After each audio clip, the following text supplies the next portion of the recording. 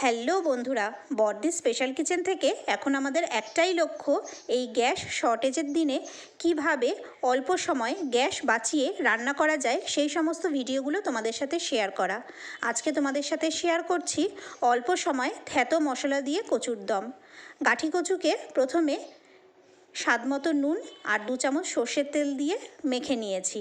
এরপরে থ্যাতো করা পেঁয়াজ, থ্যাতো করা আদা, থ্যাতো করা রসুন, থ্যাতো করা টমেটো আর জিরের গুঁড়ো, হলুদ আর লঙ্কা গুঁড়ো সব মশলা দিয়ে ভালো করে প্রথমে হালকা হাতে, তারপরে ভালোভাবে মিশিয়ে নিয়েছি। এইভাবে মিশিয়ে নেওয়ার পরে প্যানে একটু ফ্রাই করে নেব। প্যানে ছেড়ে দিয়েছি। যতক্ষণ না মশলার কাঁচা গন্ধটা চলে যায় ততক্ষণ পর্যন্ত নাড়াচাড়া করব। অনেক তাড়াতাড়ি হবে, অনেক কম সময় লাগবে, গ্যাস সত্যিই বাঁচবে। এরপরে একটু পরিমাণ মতো জল দিয়ে দিচ্ছি। জলটা দেব কারণ প্রেশার কুকারে এটাকে ছেড়ে দেব বলে। পরিমাণ মতো জল দিয়ে প্রেশার কুকারে দিয়ে দিচ্ছি। এইভাবে বসানোর পরে প্রেশার কুকারের মুখটা ঢেকে দেব। জাস্ট 2টো সিটি দিয়েছি, তোমাদেরকে দেখাচ্ছি ভিডিওতে।